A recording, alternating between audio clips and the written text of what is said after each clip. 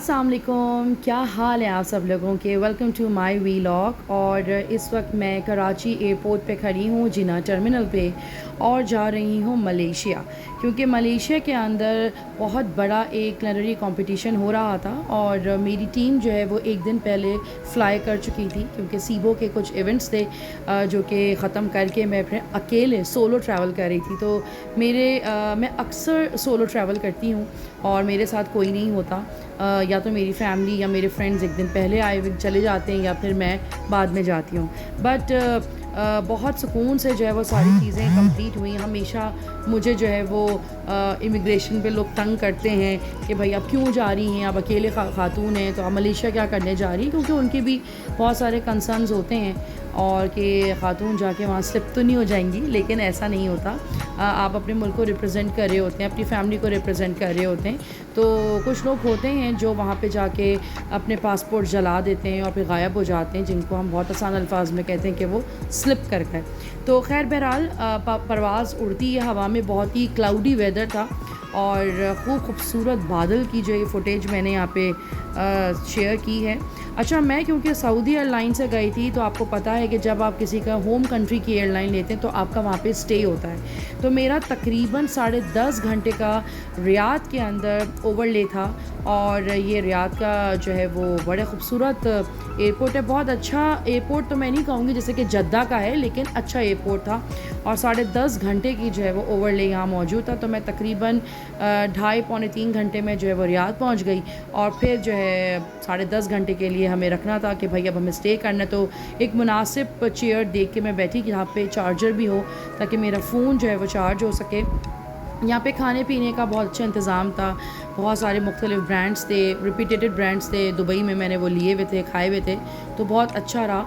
10.5 घंटे के बाद जो है वो हम फाइनली जो है वो मलेशिया कोलालमपुर के लिए रवाना हुए। और यहाँ से 6.5 घंटे की जो है वो पूरी जर्नी थी। तो मैं आराम से सो गई।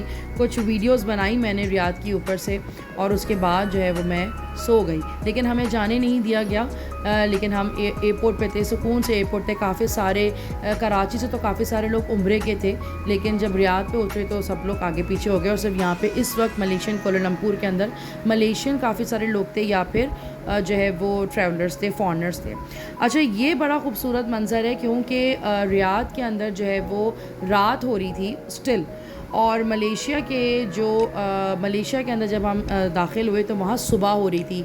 तो ये आधा बाकायदा, ये मैं दिखा नहीं पा रही, और ये वीडियो के अंदर ये सही से नज़र नहीं आ रहा कि जो आसमान था वो आधा बिल्कुल अंधेरे में था, और मलेशिया का जो आधा आसमान था वो सुबह में था। तो ये बीच का ये थोड़ा सा जो है वो आप देख रहे हैं कि वो रात और दिन का प्रॉपर मैंने वो एक विजन देखा। मुझे बहुत अल्लाह की कुदरत पे खूबसूरती नज़र आई। और फिर हमने नाश्ता करके ये हम मलेशिया के अंदर हैं, और आहिस्ता आहिस्ता जहाज़ जो है वो उसका जो एक लैटिट्यूड है वो नीचे की तरफ आ रहा है। और हम जो है वो आराम से ये बादल और ये सारी जो चीज़ें हैं ये हम देख रहे हैं। और ये फाइनली जो है वो मलेशिया की एयरपोर्ट के ऊपर जो है वो मैं लैंड कर चुकी हूँ। और यहाँ पे काफ़ी सारे लोग जो हैं वो मलेशियन थे, और बहुत खूबसूरत ये एयरपोर्ट का जो ट्रांजिट था। लेकिन ये कनेक्टेड टू मेन एयरपोर्ट नहीं था, तो हमें बस में बिठा के जो है वो आगे ट्रैवल कर रहे थे। तो बहुत बड़ा एयरपोर्ट है, प्रॉपर ये सी के साथ है। तो आपको पहाड़ियाँ, आपको समंदर, काफ़ी सारी चीज़ें जो है वो आसमान से नज़र आती हैं। तो मेरा बड़ा अच्छा ही एक्सपीरियंस रहा। और इस वक्त हम लोग एयर बस के अंदर बैठ के जो है वो मेन एयरपोर्ट, जो कोलालमपुर का मेन एयरपोर्ट है, उसमें आए हैं। और मेरे चचा वहाँ रहते हैं, जिन्होंने मुझे पिक किया। काफ़ी लोगों का सवाल था कि आपको वहाँ तो टीम तो अलग थी और आप अलग हैं, तो आपको किसने रिसीव किया। तो मेरे चचा और मेरी चची वहाँ होते हैं, तो उन्होंने मुझे रिसीव किया। और मैं अब खूब सारी उनसे बातें करते हुए, ख़ानदानी बातें और उनकी बिज़नेस के बारे में, मौसम की, कंट्री के बारे में बात करते करते हम लोग एक स्टोर रुके, और वहाँ पे हम लोगों ने फिर खाना खाया। तो वहाँ पे जो खाना था वो बड़ा ज़बरदस्त होटल था।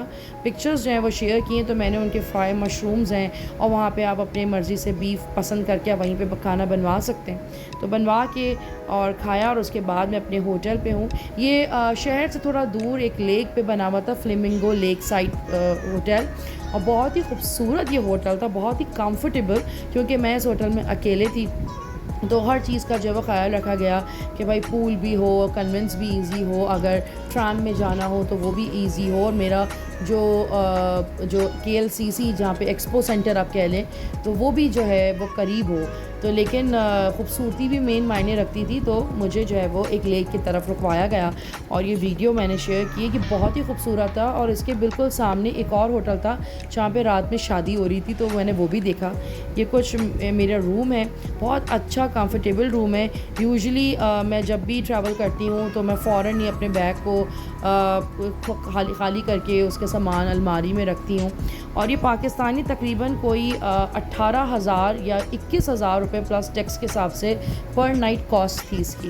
तो अच्छा ये होटल था, इसका बाथरूम बहुत अच्छा था। क्योंकि होटल में सबसे पहले इंसान ये होता है कि बेड साफ़ हो, वो कीड़े मकोड़े ना हो, बाथरूम इतना कंफर्टेबल हो, क्योंकि आप परदेश में होते हैं तो दो ही सारी चीज़ें जो है वो आपको दिख रही होती हैं। और ये खैर मैं रेस्टिंग पोजीशन में, और उसके बाद मैं ये सो गई, क्योंकि मेरा सुबह सुबह जो है वो बहुत ही एक हैट्रिक डे था। लेकिन मेरे चचा और मेरी चची जो आ गए कि भाई आ जाओ, और हम लोग इस वक्त जा रहे हैं डिनर पे। और हम एक टर्किश रेस्टोरेंट में जा रहे थे, वहाँ का खाना बहुत ही ज़बरदस्त था। लेकिन हम लोगों ने पहले KLCC देखा, फिर टॉरस टावर। लेकिन हमने ये सोचा कि क्यों ना हम पहले दिन आए हैं तो मलेशियन फ़ूड या थाई फ़ूड खाया जाए। तो यहाँ पे एक बहुत ही ज़बरदस्त एक स्ट्रीट है, चाइना टाउन के नाम से एक स्ट्रीट मौजूद है, और वहाँ पे आपको ऑथेंटिक चाइनीज़ या थाई कुज़ीन मिलता है। तो मैं थाई कुज़ीन और चाइनीज़ मुझे बहुत पसंद है। मुझे पैन एशियन कुज़ीन बेसिकली बहुत अच्छी लगती है। तो मैंने जो है वो सजेस्ट किया कि नहीं, टर्किश खाना हम बाद में खाएंगे, आप पहले मुझे ऑथेंटिक पैन एशियन कुज़ीन खिलाएं। ये जो रोड है ये बहुत ही इनका कह लें कि मेन हब है, जहाँ पे बहुत ही ज़बरदस्त जो है वो रेस्टोरेंट्स और ब्रांड्स हैं। और अभी आपने मेरे चचा को देखा, उनके साथ उनके फ्रेंड भी थे, और हम लोग यहाँ पे मौजूद हैं यहाँ पे चाइना टाउन में। और यहाँ पे हर किस्म का चाइनीज़ फूड, जो आप लोग कोरियन फूड्स देखते हैं, जापानीज़ फूड्स देखते हैं, थाई फूड देखते हैं, यहाँ पे हर वो चीज़ थी। इनफैक्ट उनके जो नेशन के लोग थे वो भी यहाँ मौजूद थे, जो कि बहुत सुकून से खाना खा रहे थे। तो बहुत सारी चीज़ें थी यहाँ पे, प्रॉपर फ्रूट बाज़ार था। ये हमारा कटहल है, यहाँ पे उसको जो है वो बहुत पसंद किया जाता है। अक्सर लोग नहीं पसंद करते क्योंकि इसकी खुशबू जो होती है वो बहुत लॉन्ग लास्टिंग होती है। तो ये सारे खाने थे। यहाँ पे इनकी स्वीट थी, 13 रिंगिट की ये थी, लेकिन मैंने खाई नहीं, लेकिन मुझे इसकी डेकोरेशन बड़ी प्यारी लगी तो मैंने शेयर की थी।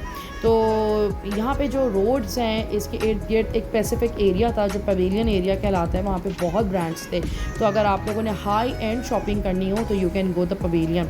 तो लेकिन इस वक्त एक रीज़नेबल और ऑथेंटिक पैन एशियन कुज़ीन खाने के लिए मैं यहाँ मौजूद हूँ, नागा थाई।